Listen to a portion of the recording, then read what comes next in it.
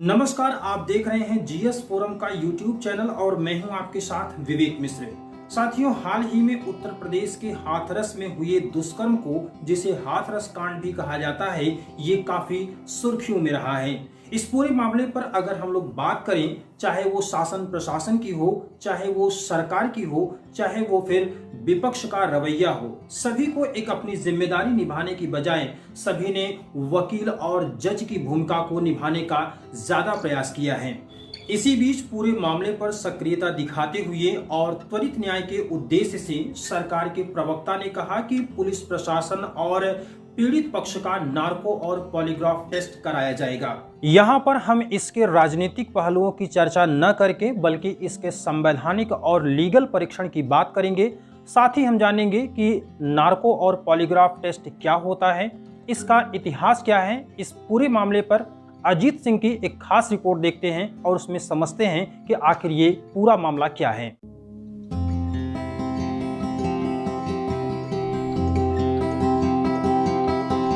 आपकी प्रतियोगी परीक्षाओं के लिहाज से महत्वपूर्ण हम आज दो ऐसी तकनीक की बात करने वाले हैं जो सच और झूठ को कुछ ही पलों में सबके सामने लाने में सक्षम है। अगर आप पॉलीग्राफ और नार्को टेस्ट के बारे में अंदाज़ा लगा रहे हैं तो आप बिल्कुल सही हैं। जी हाँ, हम अपनी इस विशेष रिपोर्ट में बात करेंगे पॉलीग्राफ और नार्को टेस्ट की। पॉलीग्राफ परीक्षण झूठ और सच के बीच के अंतर को जानने के लिए किया जाता है।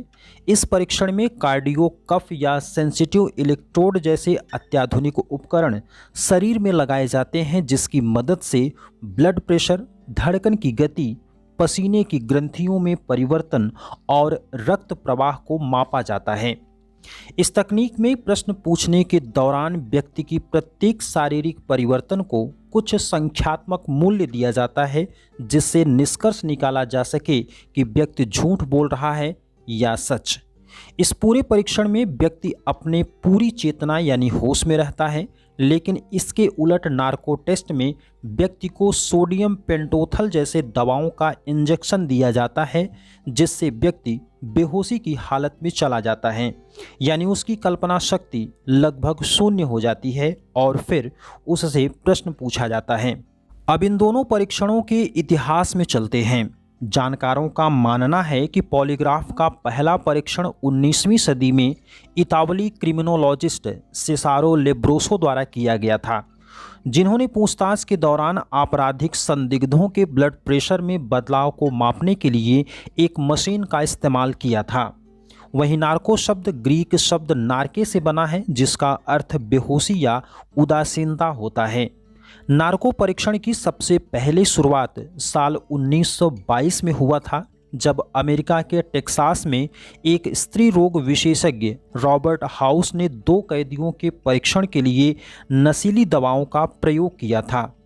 आसान भाषा में कहा जाए तो नार्को टेस्ट के जनक रॉबर्ट हाउस और पॉलीग्राफ टेस्ट के जनक सेसारो लेब्रोसो को माना जा सकता है।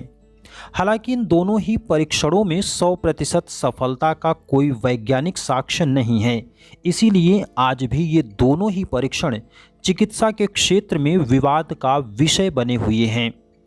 अब आगे बढ़ते हैं और समझते हैं इन दोनों परीक्षण का भारतीय संविधान में क्या प्रावधान है। भारतीय संविधान के अनुच्छेद 20 के तीसरे खंड के अनुसार किसी अपराध के लिए संदिग्ध किसी व्यक्ति को स्वयं के विरुद्ध गवाही देने के लिए मजबूर नहीं किया जा सकता, यानी भारतीय संविधान में इस तरह के परीक्षण का कोई प्रावधान नहीं है। यह कानूनी रूप से भी उचित नहीं है। लेकिन सुप्रीम कोर्ट ने साल 2010 में अपने एक निर्णय में कहा था कि अगर अभियुक्त सहमति देता है तो इस प्रकार का टेस्ट किया जा सकता है। लेकिन टेस्ट से पहले अभियुक्त और अभियुक्त के वकील को सारी जानकारी देना अनिवार्य है कि इस टेस्ट से उसके शरीर और मस्तिष्क पर क्या प्रभाव पड़ेगा। बिना अभियुक्त के सहमति के यह परीक्षण नहीं किया जा सकता। पिछले साल जुलाई में सीबीआई ने उत्तर प्रदेश के उन्नाव में दुष्कर्म पीड़िता को मारने वाले ट्रक ड्राइवर और हेल्पर का इसी प्रकार का परीक्षण कराए जाने की मांग की गई थी।